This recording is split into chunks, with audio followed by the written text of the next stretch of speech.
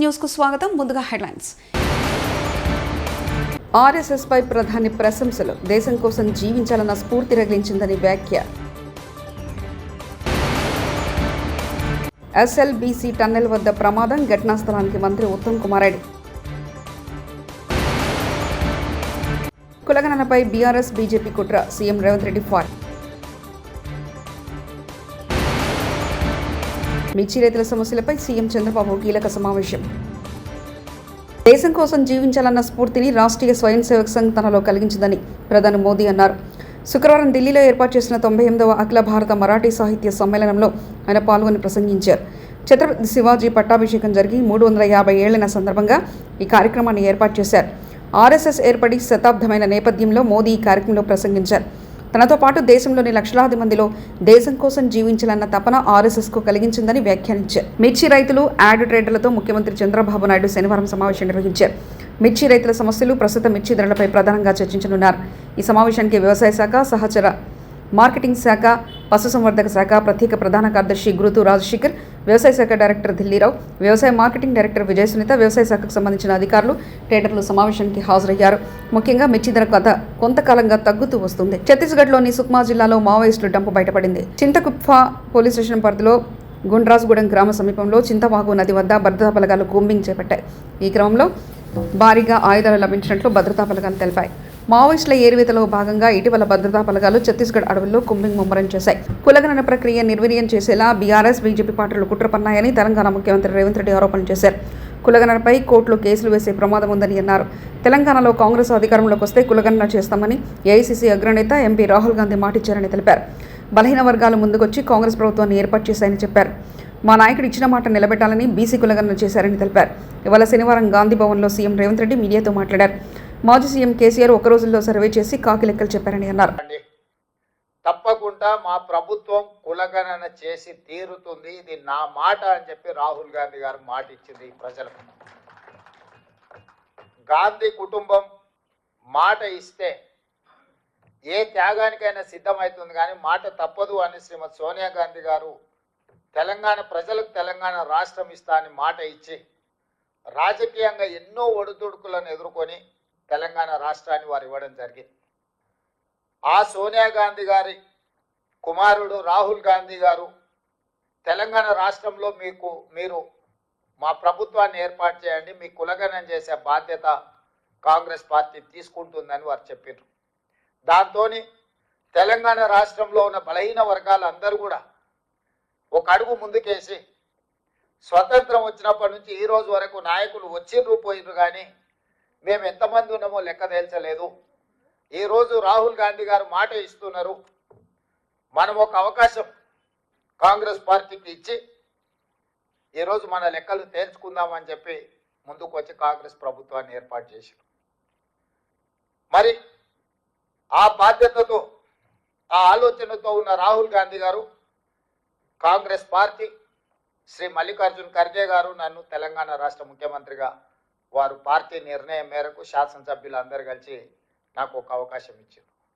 నేను ఇప్పుడు ఈ సమావేశంలో పాల్గొన్న పెద్దలందరూ, మంత్రులు, పిసిసి అధ్యక్షుడు, మాజీ పిసిసి అధ్యక్షులు, రాజ్యసభ సభ్యులు, అదేవిధంగా ఎంపీలు, ఎమ్మెల్సీలు, ఎమ్మెల్యేలు, కార్పొరేషన్ చైర్మన్లు, జిల్లా పార్టీ అధ్యక్షులు, ముఖ్యమైన మిత్రులందరూ ఈ సమావేశంలో ఉన్నారు. మన అధికారంలో రావడానికి అహర్నిశలు కృషి చేసిన వాళ్ళందరూ ఈ సమావేశంలో ఉన్నారు.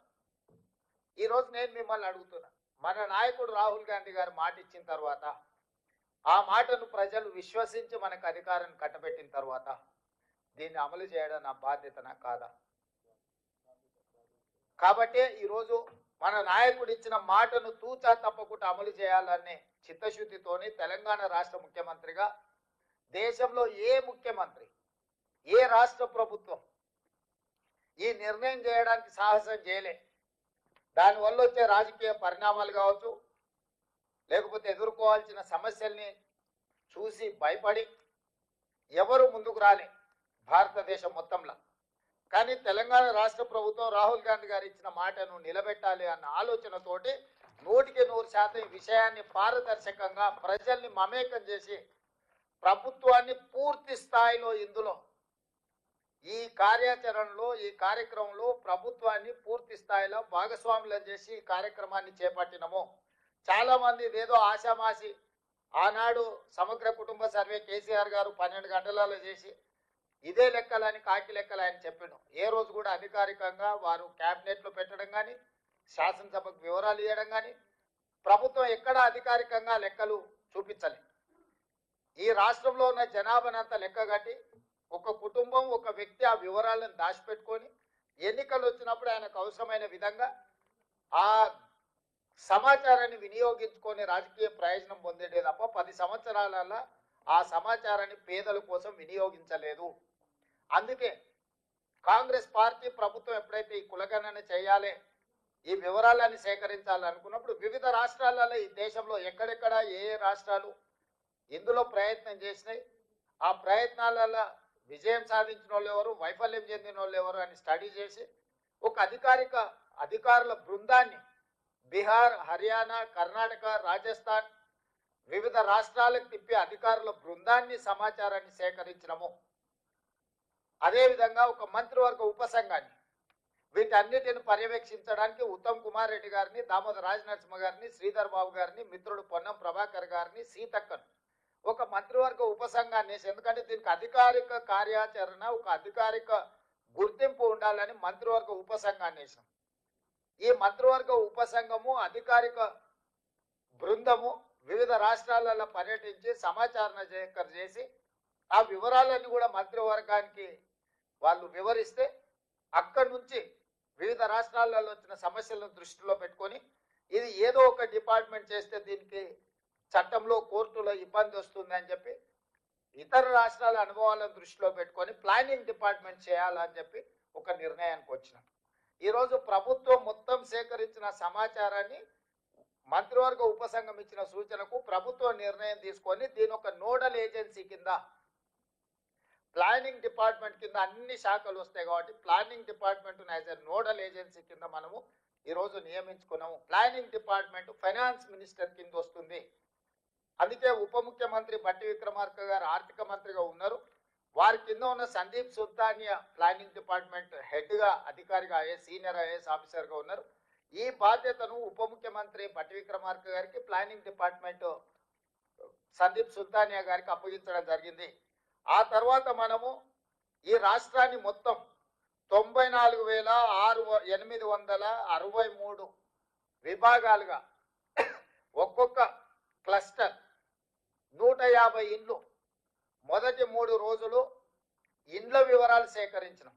ఇట్లా ప్రతి ఇంటికి వెళ్ళి ఒక స్టిక్కర్, ప్రతి ఇంటికి వెళ్ళి ఆ ఇంటికి ఒక నెంబర్ వేసి ఫస్ట్ ఇండ్ల సమాచారాన్ని సేకరించినాం. 3 రోజులు ఇదే ప్రక్రియ మీద 94,863 మంది ఎన్రోలర్స్ ఇల్లు తిరిగి ఇంటికి స్టిక్కర్లు అంటించి ఫస్ట్ ఇండ్ల లెక్క రాసుకొచ్చారు. వీళ్ళు పనిచేస్తున్నారా లేదా అని పర్యవేక్షించడానికి 9,628 మందిని సూపర్వైజర్లు ప్రతి 10 మంది. తెలంగాణ రాష్ట్రం 2014లో తలసరి ఆదాయం 10వ స్థానంలో ఉంటే 1వ స్థానంలో పెట్టి 2023లో కాంగ్రెస్ ప్రభుత్వానికి ఇచ్చారు. తెలంగాణ రాష్ట్రం ఏర్పడ్డాక తలసరి ఆదాయంలో దేశంలో సగటు కంటే 2 రెట్లు పెరిగింది. తెలంగాణ దివాలా తీసిందని దివాలాకోరు మాటలు మాట్లాడుతున్న ఈ సన్నాసుల నోరు మోపించేలా ఈ గణాంక సారాంశం ఉంది అంటూ కేటీఆర్ వ్యాఖ్యానించారు. ఉన్న మన తెలంగాణ ఈ నివేదిక ప్రకారం ఇవాళ నంబర్ 1 స్థానంలో ఉంది. మేము ఇచ్చిపోయినాడు 2022-23లో వీళ్ళకి అప్పజెప్పిపోయినాడు. నంబర్ 1 స్థానంలో ఉంది అని చెప్పి ఇదే నివేదిక చాలా స్పష్టంగా కుండబద్దలు కొట్టింది. నంబర్ 1. నంబర్ 2, ఇదే నివేదికలో ఇంకో మాట ఏం చెప్పారంటే ఆనాడు 2014-15లో దేశ సగటు 86,000 ఉంటే తలసరి ఆదాయం. ఆనాడు మాకు అప్పచెప్పినాడు కాంగ్రెసు మన తలసరి ఆదాయం 1,24,000. కానీ ఈరోజు ఎంత పెరిగింది అనడానికి కూడా ఇదిగో ఇక్కడ ఇదే నివేదికలో కుండబద్దలు కొట్టారు.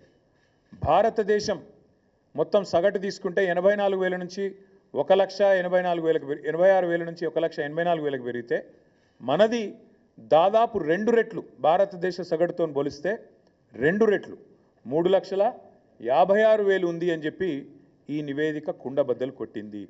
అంటే రాష్ట్ర సంపద ఎట్లా పెరిగింది, కేసీఆర్ నాయకత్వంలో దశాబ్ద కాలంగా తెలంగాణ ఎట్లా పురోగమించింది, ఎట్లా దేశానికి ఆదర్శంగా మారింది అనేది ఇదే మాట. తెలంగాణ దివాలా తీసింది అని దివాలా కోరు మాటలు మాట్లాడిన సన్నాసుల నోర్లు మూపించే విధంగా ఈ నివేదిక వాస్తవాలను బయటపెట్టింది. ఇది మరొకటి. ఇదే తెలంగాణ స్టాటిస్టికల్ అబ్స్ట్రాక్ట్లో చాలా స్పష్టంగా రాష్ట్ర సంపద ఎట్లా పెరిగింది చెబుతూ తలసరి ఆదాయం మాత్రమే కాదు, జీడిపిలో భారతదేశానికి కాంట్రిబ్యూటర్గా అంటే దేశాన్ని సాదుతున్న రాష్ట్రాల్లో, దేశానికి బువ్వబెడుతున్న రాష్ట్రాల్లో తెలంగాణ ఎట్లా ఒక పురోగమనశీల రాష్ట్రంగా, ప్రగతిశీల రాష్ట్రంగా, ఒక మంచిగా దేశాన్ని ముందుకు నడుపుతూ మంచి ఆలోచనలతో కులం మతం పేరుతో పిచ్చి పంచాయతీలు పెట్టుకోకుండా అందరికీ మేలు చేస్తూ ఎట్లా సంపద సృష్టించింది కూడా ఇదే నివేదిక ఆవిష్కరించింది. 2013-14లో ఆనాడు భారతదేశంలో 4% జీడిపికి తెలంగాణ నుంచి దోహదపడుతుంటే ఇక్కడి రాష్ట్ర ఆర్థిక వ్యవస్థ కేసీఆర్ గారు పదవి విరమణ చేసే నాటికి అది పెరిగి 5.1% అయ్యింది అనే మాట కూడా ఇదే నివేదిక స్పష్టంగా చెప్పింది. అంటే జీడిపిలో భారతదేశంలో మొత్తం 100% ఉంటుంది. జీడిపి అంటే 100. ఆ 100లో 5.1% మన తెలంగాణ నుంచి వస్తుంది. కానీ ఇక్కడ ఇంపార్టెంట్ పాయింట్ ఏంటంటే తెలంగాణ జనాభా భారతదేశంలో 2.8, కానీ మనం ఈ దేశానికి అందజేస్తున్నది జీడిపిలో సంపద సృష్టిస్తున్నది 5.1. అంటే మనకు కేంద్ర ప్రభుత్వం ఇస్తున్న దానికంటే మనం కేంద్రానికి ఇస్తున్నది దాదాపు డబల్ అనే మాట ఈ నివేదిక ద్వారా నేను మీకు గుర్తు చేస్తా ఉన్నాను. మహా కుంభమేళలో మిల్కీ బ్యూటీ తమన్నా సందడి చేశారు. ఓదెలా 2 మూవీ టీజర్ లాంచ్ నేపథ్యంలో ఆమెతో పాటు దర్శకుడు సంపత్ నంది, యాంకర్ సుమ, ఇతర నటీనటులు పాల్గొన్నారు. కాగా కుంభమేళలో టీజర్ రిలీజ్ చేసిన తొలి చిత్రంగా ఈ మూవీ నిలిచింది. కాగా కరోనా టైంలో వచ్చిన ఓదెలా రైల్వే స్టేషన్ మూవీకి ఆకట్టుకున్న విషయం తెలిసిందే. आप लोग साइड करते हैं, प्लीज साइड हो जाइए.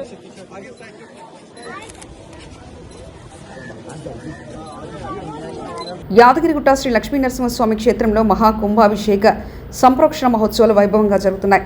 ఆదివారం పంచకుండాత్మక నరసింహ మహాయాగం నిర్వహించి దివ్య స్వర్ణ విమాన గోపురాన్ని స్వామివారికి అంకితం చేయనున్నారు. ముఖ్యమంత్రి రేవంత్ రెడ్డి హాజరు కానున్నారు.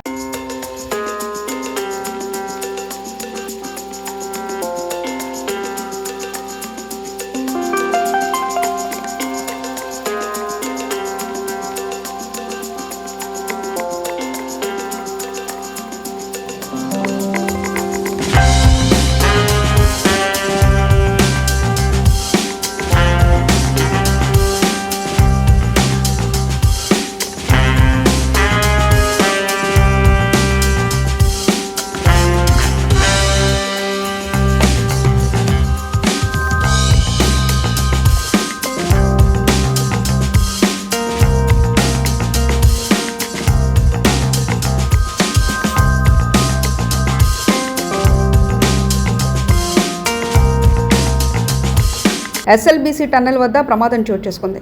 ఈ ఘటనలో 3 మీటర్ల మేర పైకప్పు పడిపోయింది. ఎడమవైపు సొరంగం 14 కిలోమీటర్ల వద్ద ప్రమాదం చోటు చేసుకుంది. టన్నెల్ పైభాగంలో 3 మీటర్ల మేర పడిపోయింది. ఈ ఘటనలో 3 కార్మికులకు తీవ్ర గాయాలైనట్లు సమాచారం. వీరికి స్థానిక ఆసుపత్రికి తరలించారు. సహాయక చర్యలు చేపట్టాలని సీఎం అధికారులను ఆదేశించారు. మంత్రి ఉత్తమ్ కుమార్ రెడ్డి ఘటనా స్థలానికి చేరుకుని పరిస్థితిని సమీక్షించారు.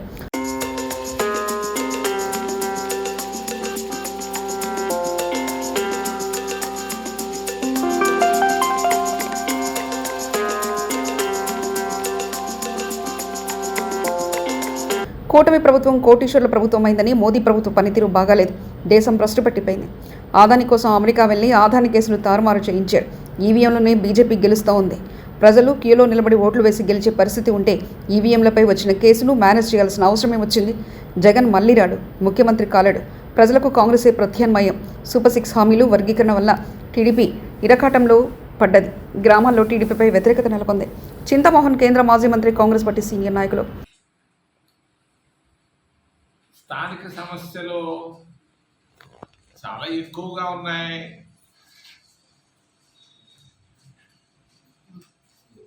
కుప్పంలో పత్రికా స్వేచ్ఛ లేదు.